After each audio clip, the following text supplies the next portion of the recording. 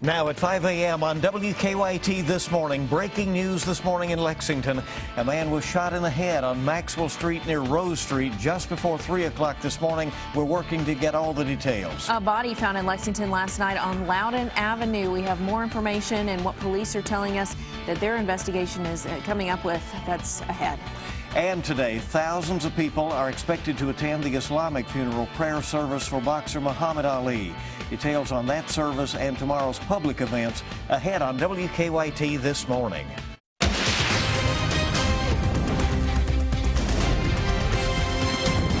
WKYT News starts now with breaking news.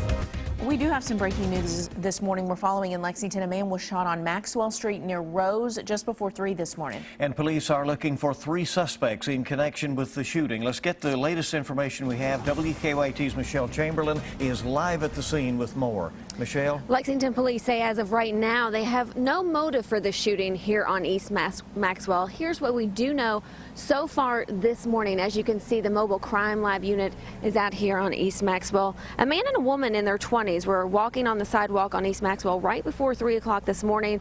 The woman told police she heard voices and then a gunshot. The man she was with was shot in the head, and police say she saw 3 men running away. Police say there didn't appear to be any attempted robbery in the shooting. The man who was shot is at the hospital with life-threatening injuries. The woman he was with was not injured, but police say she's obviously very upset this morning. And as you can see, police are still here on the scene. The mobile crime lab just arrived, so this section of East Maxwell between Rose Street and Linden Walk is closed as of right now.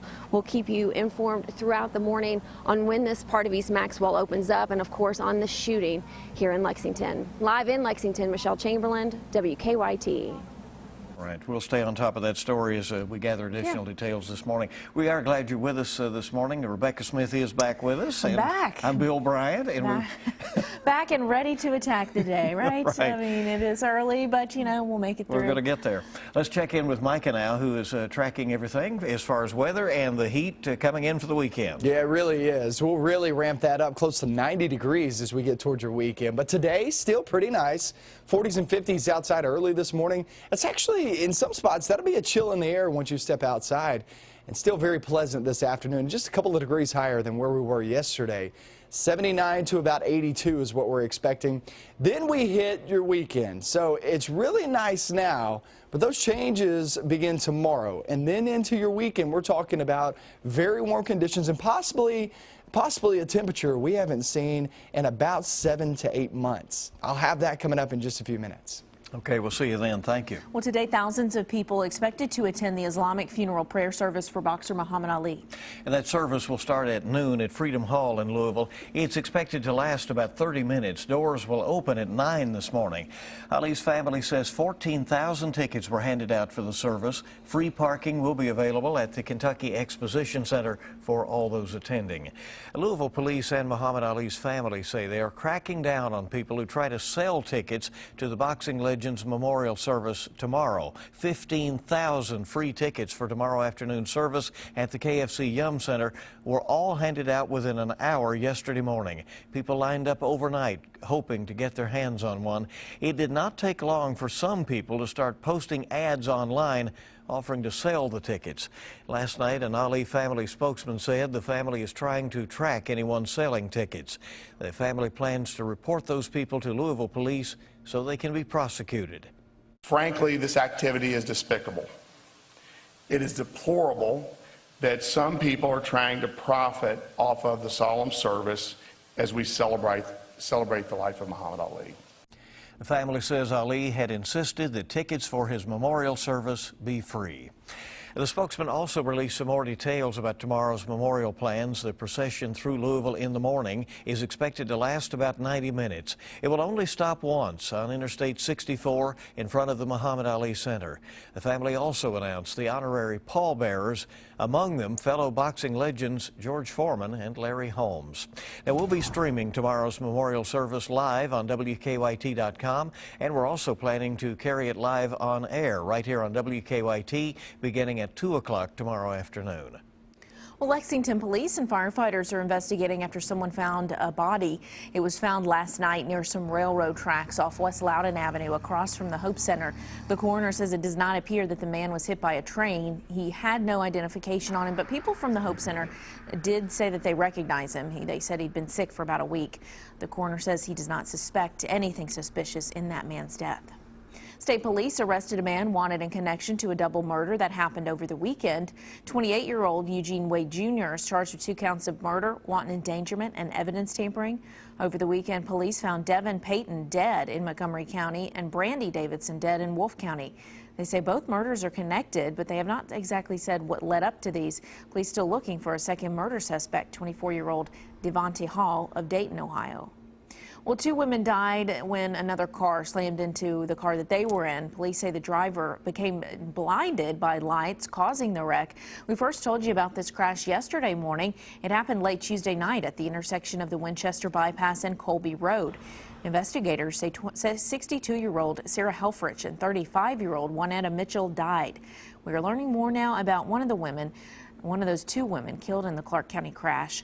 Co-workers say for years, Helfrich worked at the Dollar Tree in Richmond as the sales floor manager. They describe her as a hard worker who was always smiling, but it's not just friends and family who are forced to come to grips with what happened. Hannah Moore, who is 3 months pregnant, actually survived the crash. Her car was sideswiped. And if I just wasn't paying attention, if I would have reached down and changed the radio or reached down and grabbed a drink of pop, that could have been my car, that could have been my son, that could have been me and this baby. A 3rd person involved in the crash was rushed to the hospital and is now in critical condition. The crash is still under investigation. Police say they do not expect to file charges against the driver.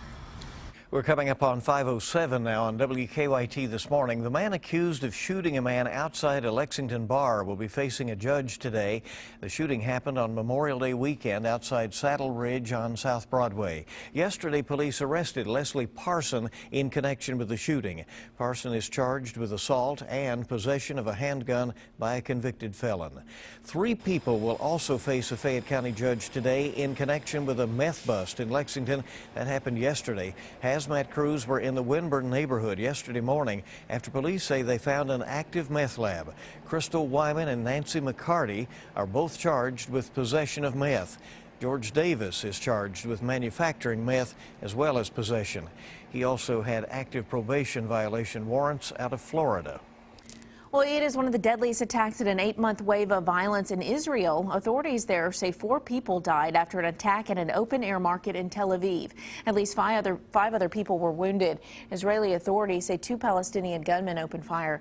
Surveillance video shows very frightened people at a diner running for cover, then shows the 2 gunmen dressed in suits.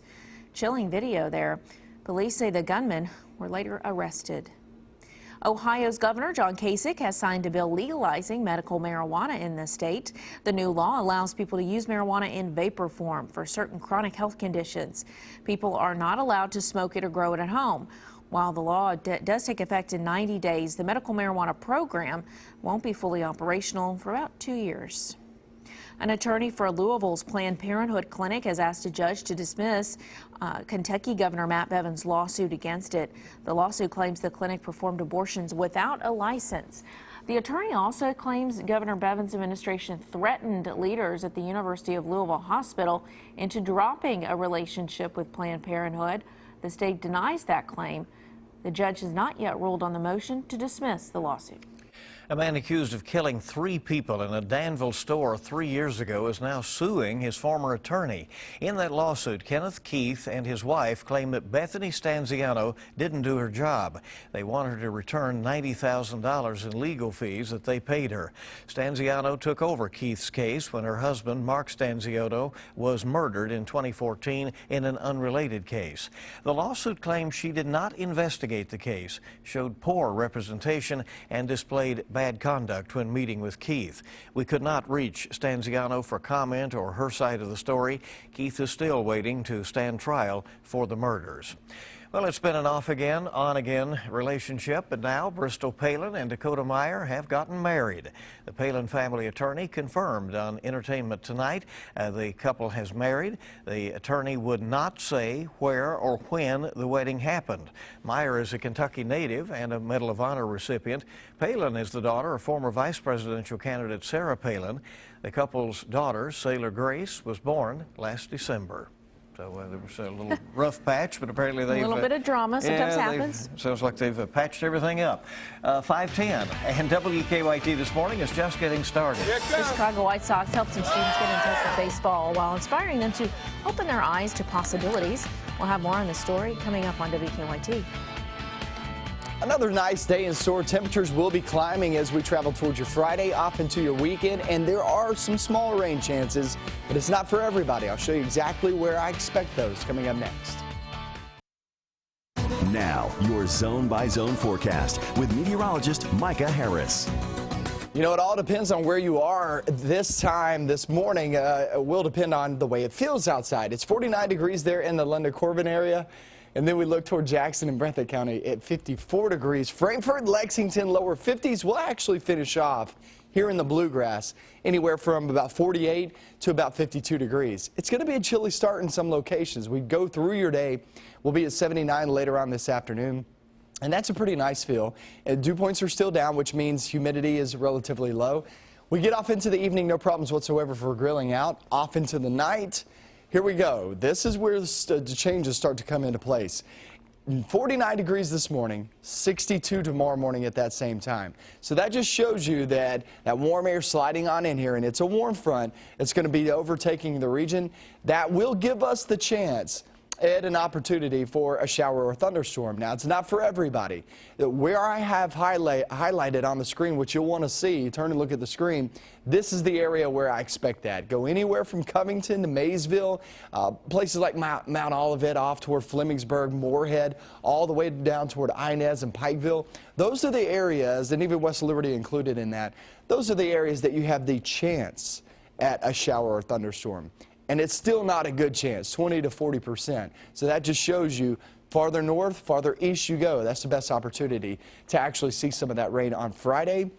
But that does not include Lexington. So today, Festival of the Bluegrass kicks off at the Kentucky Horse Park. Awesome event, a lot of bluegrass fun, a lot of bluegrass music. 79 degrees, great weather for today. And then tomorrow, off into your Saturday, it gets pretty muggy, pretty steamy. Now, I know on Sunday they have some gospel music during the morning hours, but the events go on during these times. So just know this, today is a really nice day, Friday and Saturday.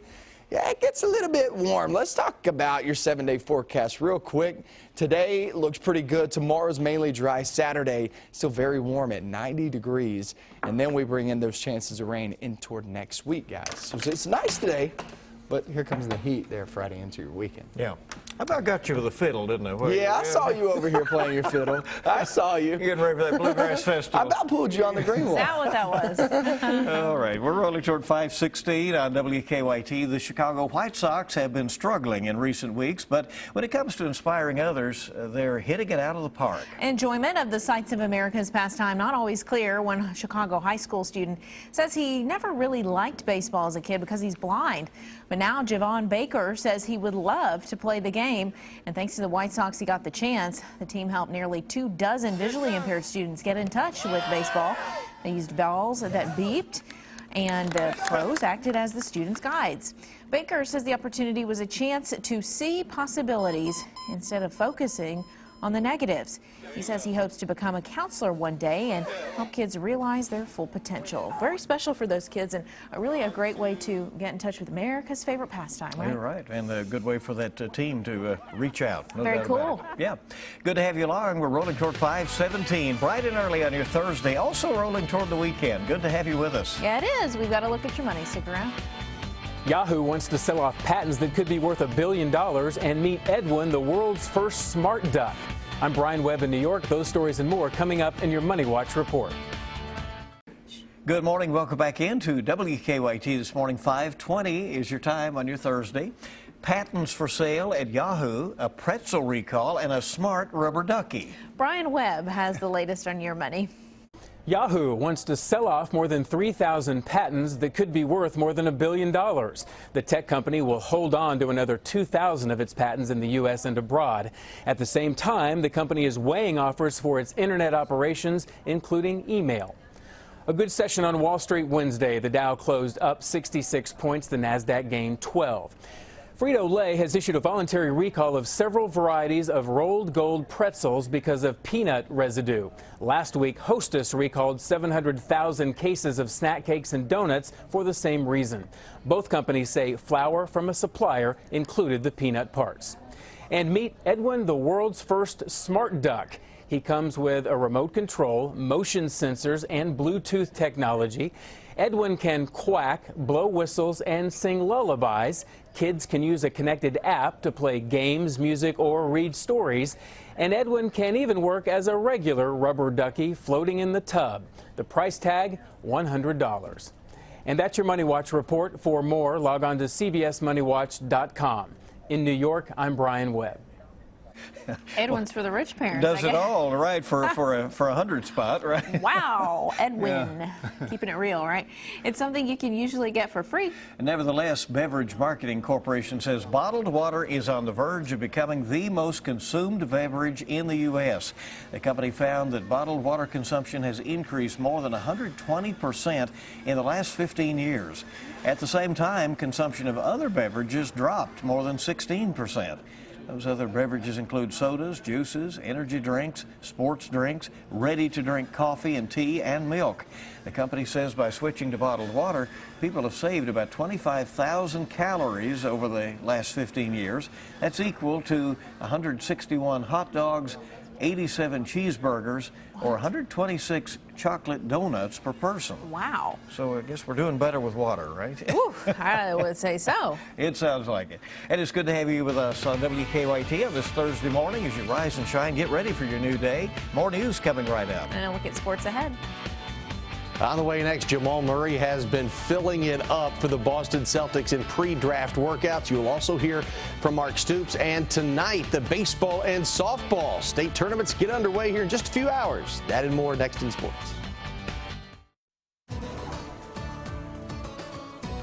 Pretty nice start to the day. I will say this, it's a little bit cool outside. Upper 40s, lower 50s as you step right out the door and head out to your car. 72 by noontime. That's really nice. And 79, still very pleasant, but it is getting warmer. And I'll show you really warm temperatures in your 7-day coming up. Let's check out sports, see what's going on.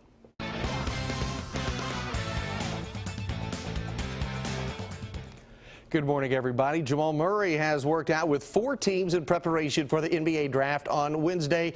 He was in Boston to show the Celtics what he could do, and boy, did he ever show off. The Celts putting him through a 3-point drill, having the sharpshooter take 100 shots from around the arc. Murray nailing 79, breaking the Brad Stevens era record of 77 by Kyle Wiltshire. Murray said he could have done even better. How did you shoot it today? I shot pretty good. Beat the record for 100 threes. And still had a slow start, so now trying to do that again sometime. You try to beat like everybody's record? Yeah, I try to beat every record. That's just something I have. I'm not trying to just go in the record books, but that's just a competitive spirit I have. And even like the run age today, tied or got close to the record. So yeah, that's the competitive spirit about me. Mark Stoops talked on Tuesday about the disappointment of not going to a bowl game, and it's certainly been hard on his team and the fans. Stoops has his squad back on campus now to begin summer workouts, and an obvious goal is to be bowl eligible at the end of November. 2 straight years the Cats have fallen short of 6 wins. We put ourselves in a position to go to a bowl game last year and didn't get it done, and that's not acceptable, and it's not acceptable with me or our team. You know, so but that's just not, you know, the only thing. We can't worry about end results right now. We have so much work to do. If that wants to motivate our team this summer, and as we start this training in the summer and this heat and all those things, so be it. But our capacity needs to improve. We got to work hard this summer, and we have to have a harder camp than we ever have. The softball state tournament begins today, and Scott County enters Owensboro with a 31-2 record. In fact, half of the tournament field has more than 30 wins. The Cardinals are experienced, making its 5th straight trip to the state tournament, and they know there's one thing that cannot happen to make a run at the championship. You've got to stay out of that losers bracket early in the tournament. They open up later today with South Warren. That's a look at sports. Have a great day.